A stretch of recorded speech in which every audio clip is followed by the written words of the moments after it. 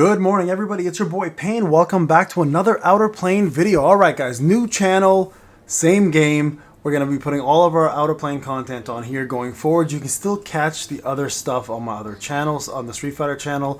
There is still a playlist that has my old stuff. I may move it all over here just to be a little more consistent. So that will probably end up happening in the short term, but give me a little bit of time to get that going. I just developed this channel now, so I want to put out a video, obviously, to make sure that we're all on the same page here and that we're all doing the same things. Okay, so first off, I want to talk about a few things.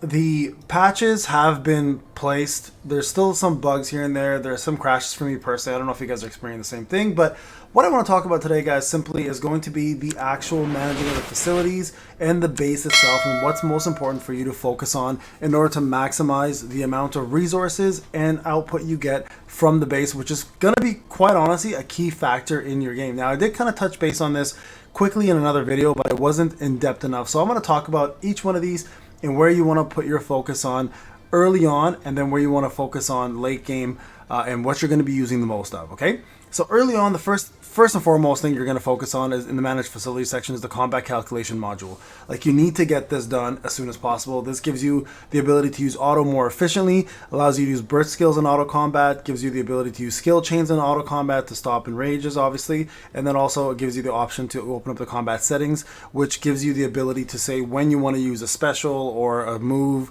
whether it's you're okay with mobs everywhere or just specifically bosses, so you can save it. So very important, guys, during like farming runs where you don't have any skip tickets left, which happens pretty often in this game. So this is where you want to focus on getting it out of the way first. Get these three out of the way, and then you're done with it. Okay, this will make auto combat a lot more efficient, a lot easier for you to farm, and your experience and quality of life in auto gaming much better. Okay, so this is the first one you want to get done. The second one you want to get done for sure is going to be your anti-particle generator. Now this here is going to be your idle rewards in the base itself. So if we go back here, this little anti-particle generator will give you guys a certain amount of ethers, the antimatter, some chests that give you hammers, food, etc., and then skip tickets, which is one of the more important ones, right? So it's going to be these three are the major ones. This one here is just a bonus, okay? So this here, you really want to focus on getting yourself as maxed as quickly as possible. Now this area here is going to be your accumulation of rewards, okay? So you definitely still want to get this done, but it's not as important as getting the reward from materials, and specifically the skip tickets. These ones are the ones that are going to matter the most to you. So you want to focus on this way, and then get this done just quickly to move on to this line, okay? So don't complete this whole line, just this line. If you can, move on to this one, and then this one. Again, this is the key right here. These skip tickets are going to be your bread and butter for farming gear specifically. So you really want to focus on having that out of the way as quickly as you can. So this is going to be focus number 2. Focus number 3 is going to be your expedition team. Okay, now this is where you're going to get yourself some free resources. Now, keeping in mind the higher level of expedition, the higher level your characters are going to need to be, and as well as the more characters you need to have to send to those expeditions. So for example, a level 3 expedition, you need level 40 characters. So if you don't have enough of them, you're really not going to be able to take advantage of this. So this is going to be something you'll take advantage of early on if you get into like the level 2 sections here, which will give you like green hammers, I should say, which will give you green food, some trust material, etc. Right? So early on, it's good to just go midway here and stop. I wouldn't go any further until you get a little further into the game. This becomes more mid to end game stuff because you do need a plethora of characters to take full advantage of some of the red hammers that you can get or the blue hammers you can get, etc. Right? So I would stop right about here on this one and then move on to the Kate's workshop. And this is where you want to start hammering, no pun intended, some of your antimatter into this.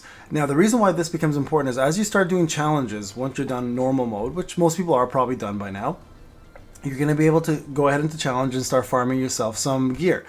While you farm gear, you're going to have material drops from the bosses. Now, each material dropped is going to take you to the Kate's workshop, and you can actually use that material to go ahead and craft yourself 1-star, 2-star, 3-star, 4-star, 5-star, and lastly 6-star up to legendary gear. So for the first little while with Kate's workshop, you're probably going to stop around 4-star, which is good enough if you can't get your 4-star gear from hard mode or from the towers to get a few of these. Now towers realistically is going to be your best bet to get gear because very early on, like in the 40s I believe, you can get yourself 5-star gear from chests, and you can choose between lifesteal, I think lifesteal, counter, and speed gear, and you always want to go speed gear, right? So you can get 4 sets, but in case you don't have enough, this is going to be an easy way to get yourself some decent gear, whether it's green or blue, early on in order to advance in story mode, okay?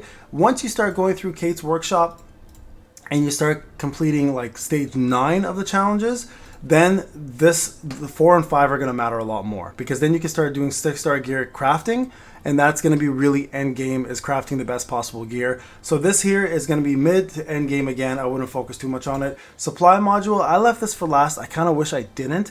This was a mistake I made. I should have focused on it a lot earlier. So what I would have done instead is I would have increased the slots here, okay, which would have given me an additional item to sell. Now, supply module, if you haven't seen it before, sells items for a discounted price. Sometimes they're actually pretty good items. You can actually get yourself some legendary items for a decent amount of gold. So this is a good place to find a rare oddity that's kicking around that you may not have originally wanted to get or just had a chance to get anywhere else. So this is actually not a bad thing to expand early in the game, just to find yourself something that could benefit you in the long term, okay? So that's the way you want to tackle it. So let's go through this again one more time, okay? Just so everyone's on the same page. Just go back to the base, sorry.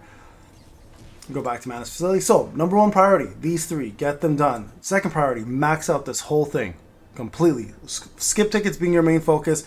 Ethers and the actual enhanced purities, like this gives you more ether, so you obviously want to get that as well. So this really this first though, and then this you can go last, okay? This one can be the last one, but still try to max it out. Expedition teams, again, try to go to the mid-level section, maybe level 3 early game.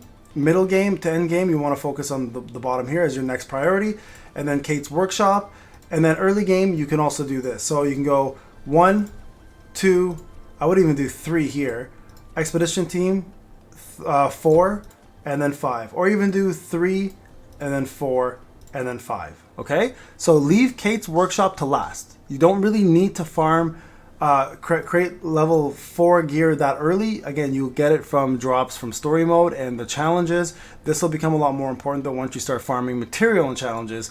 Then you can start putting more effort into this one and start doing crafting on it. Now, I will do a full crafting guide for you guys as well. I did a quick small one on the other channel just so you guys can see how it works for crafting 6-star legendary gear. It's really difficult and it's gonna take a long time. And again, like I mentioned, crafting is end game, okay? So it kind of does set it up for you nicely where it's like 1, 2, 3 in priority of what you should level up and what you should rank up using your antimatter. And also guys, for antimatter resources, you can get them from story mode. You can get them from the anti-particle generator, and there's some achievements that actually drop them as well too. So there's numerous ways of getting antimatter. As you play the game, you're going to get an abundant amount of them. Just spend them wisely so you guys can, you know, maximize your resource output and sorry, your input, and you guys can take advantage of all the game has to offer through the base, which is quite a bit, especially those resource tickets. All right guys, I'll talk to you guys in a bit. See you guys in the next video.